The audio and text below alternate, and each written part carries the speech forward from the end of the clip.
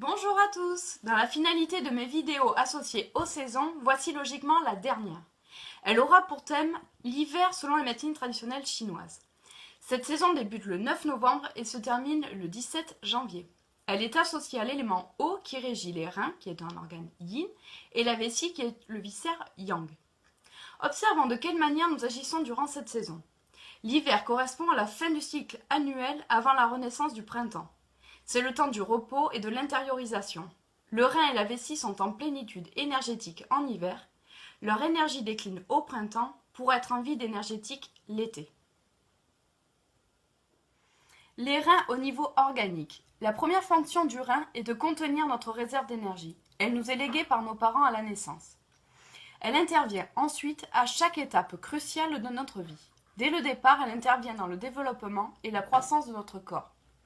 Ainsi, elle permettra de nous donner ou non une constitution, un développement solide et une résistance aux pathologies. Puis, au moment de la reproduction, de la maturité, de la vieillesse jusqu'à notre mort. Elle peut être également comparée à la cire d'une bougie qui se consume plus ou moins vite selon nos modes de vie. La mort intervient lors de son épuisement. En cas de mode de vie déséquilibré, alimentaire, respiratoire, émotionnel et tout ce qui a trait aux excès, alcool, médicaments, sexe, drogue et j'en passe. La quantité et la qualité de l'énergie produite au quotidien sera déficiente et notre organisme devra puiser dans cette réserve d'énergie du rein pour faire face à nos besoins journaliers. Cela épuisera ce stock qui réduira d'autant plus notre santé et notre longévité. À savoir que le rein se remplit d'énergie quand arrive l'hiver. Ainsi, nous faisons nos réserves énergétiques pour l'année qui vient. Aussi, les reins contribuent à la production du sang et est en lien direct avec les os, les dents, la moelle et le cerveau. Au niveau émotionnel maintenant, l'émotion liée aux reins est la peur. En cette saison, évitons les peurs excessives ainsi que toute difficulté d'adaptation. Pour gérer ces tensions émotionnelles, nous devons réapprendre à nous faire confiance. Shiatsu, sophrologie, aromathérapie, psychothérapie sont des techniques efficaces pour améliorer la confiance en soi. Le manque de volonté est également un symptôme de déséquilibre. Lorsque nous commençons une activité, prenons soin de la faire jusqu'au bout. Pour ce qui est de la vessie, la fraction impure des liquides séparés par l'intestin grêle passe à la vessie, qui la transforme alors en urine. Puis le rein donne à la vessie l'énergie nécessaire pour stocker et excréter l'urine vers le foyer inférieur.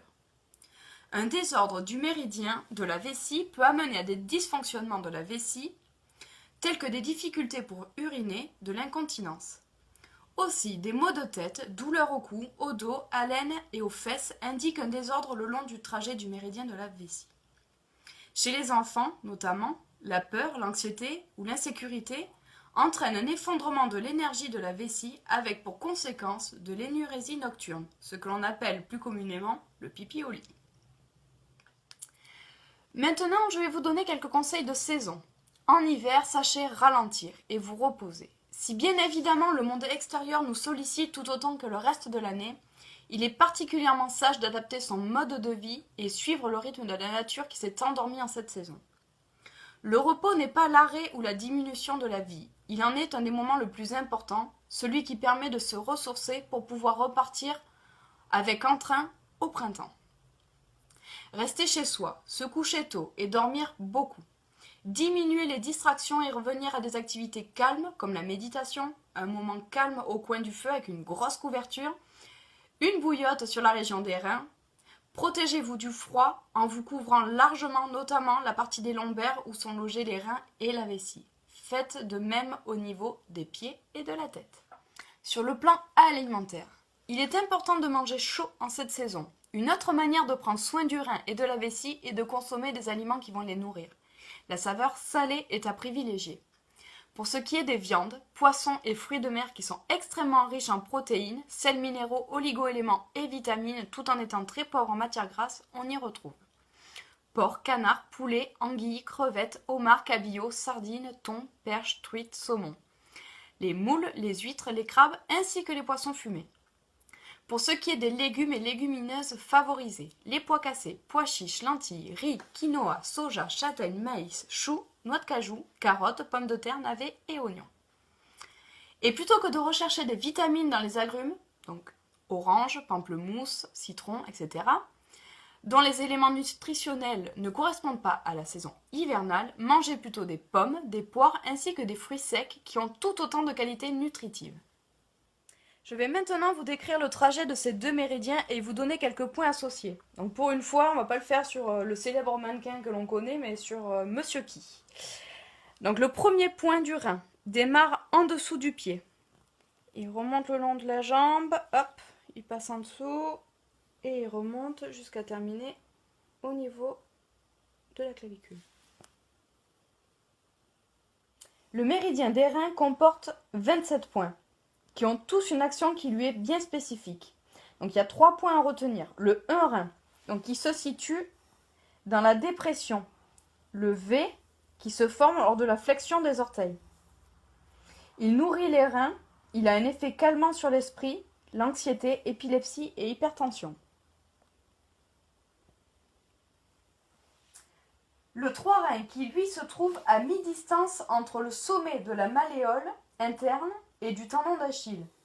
Il tonifie les reins, relance l'énergie dans tout le corps et agit sur les infections tant urinaires que dentaires. Et le 10 rein que l'on retrouve à l'extrémité interne du creux poplité, entre les tendons du demi-tendineux et du demi-membraneux lorsque l'on fléchit le genou. Ce point a un effet bénéfique sur les mictions difficiles, douloureuses ou fréquentes. En ce qui concerne la vessie, elle comprend 67 points, donc 3 points à retenir. Donc il commence au niveau de la tête, passe au-dessus. Là on retrouve 2 lignes, donc organique et psychique. Hop. Là ça se rejoint au niveau du creux poplité et se termine à l'angle externe du petit orteil. Le 40V maintenant, il se loge au milieu du creux poplité, donc au niveau de la flexion du genou. On l'utilise lors de sensations de brûlure lors des mictions, il décontracte les tendons, agit sur sciatique et lombalgie. Et enfin le 60V, on le retrouve entre le bord postérieur de la malléole externe et le tendon d'Achille, au niveau du sommet de la malléole externe. Il est le grand point des douleurs du corps, dorsalgie, céphalée, douleurs de règles, atténue les douleurs de l'accouchement, point des traumatismes et douleurs dentaires. Nous voilà donc arrivés au terme de cette vidéo qui concernait donc l'hiver selon la médecine traditionnelle chinoise. J'espère que les quelques informations que je vous aurai apportées concernant cette formidable médecine naturelle vous auront éclairé.